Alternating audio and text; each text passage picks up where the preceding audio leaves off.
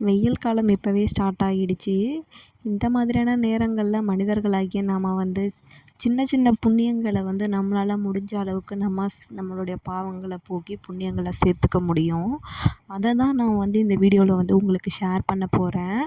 அது என்ன அப்படின்னா, இந்த வீடியோ மூலயமா நான் உங்களுக்கு ஷேர் பண்ண விரும்புகிறது, நீங்கள் வந்து வாயில்லா ஜீவன்களுக்கு அரிசியோ, ரேஷன் கடையில் கொடுக்குற அரிசி உங்கள் வீட்டில் இருந்துச்சு அப்படின்னா, நீங்கள் அவங்களுக்கு வந்து அதை மொட்டை மாடியிலையோ அல்லது வீட்டு வாசல்லையோ நீங்கள் அதை கொஞ்சோண்டு தூவி விட்டுட்டு ஒரு கிண்ணத்தில் தண்ணி வச்சிங்க அப்படின்னா, அவங்க வந்து ரொம்ப சந்தோஷப்பட்டு அதை குடிச்சிட்டு கடவுள்கிட்ட நன்றி சொல்லிட்டு போவாங்க. அதனால் நீங்கள் வந்து கண்டிப்பாக செய்யக்கூடிய ஒரே ஒரு விஷயம் என்ன அப்படின்னா, நீங்கள் வந்து பறவைகளுக்கு தானியங்கள் வைங்க. இது கண்டிப்பாக உங்களுக்கு வந்து புண்ணியங்கள் சேர்க்கும். அது மட்டும் இல்லாமல் உங்களுடைய உடல் நலத்திற்கும் நீங்கள் வந்து தண்ணீர் வந்து அதிகமாக எடுத்துக்கோங்க. எடுத்துக்கிட்டால் மட்டுமே நம்மளால் வந்து இந்த உலகத்தில் சர்வே பண்ண முடியும். ஏன்னா அந்த அளவுக்கு வெயில் கண்டிப்பாக இந்த இயர் இருக்கும். அதனால் நீங்கள் வந்து உங்கள் உடம்பை ஃபஸ்ட்டு பார்த்துக்கோங்க. இப்போலாம் வந்து கர்மான்ற விஷயம் எத்தனை பேர் வந்து நம்புறீங்கன்னு தெரியலை. நாம் மற்றவங்களுக்கு புண்ணியம் பண்ணுறதன் மூலயமா நமக்கு வந்து கண்டிப்பாக புண்ணியங்கள் வந்து உடனே வந்து சேருது. இதை யாரெல்லாம் நம்புகிறீங்களோ எனக்கு வந்து கர்மான்னு கமெண்ட் பண்ணுங்கள். நான் கண்டிப்பாக உங்களுக்கு ரிப்ளை பண்ணுறேன்.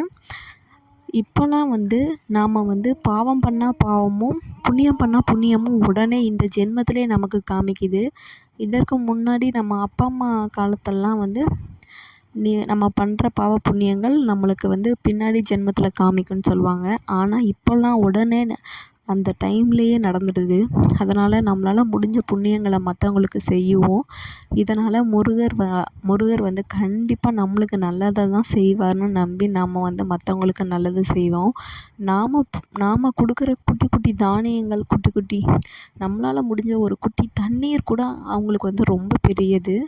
ஏன்னா ஒரு சில பறவைகள் வந்து ஒரு சில ஊர்லலாம் வந்து தண்ணீர் வந்து ஏரி மாதிரி நிறைய ஓடி கிடக்கும். ஆனால் வந்து ஒரு சில பறவைகள் வந்து தண்ணி இல்லாமல் சிட்டி சைடெலாம் ரொம்ப கஷ்டப்படுவாங்க.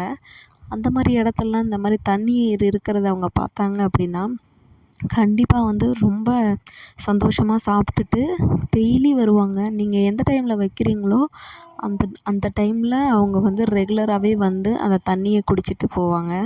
அதனால் நீங்கள் வந்து அவங்களுக்கு ஹெல்ப் பண்ணுறதன் மூலயமா உங்கள் மனதும் வந்து நிம்மதியாகவும் இருக்கும்.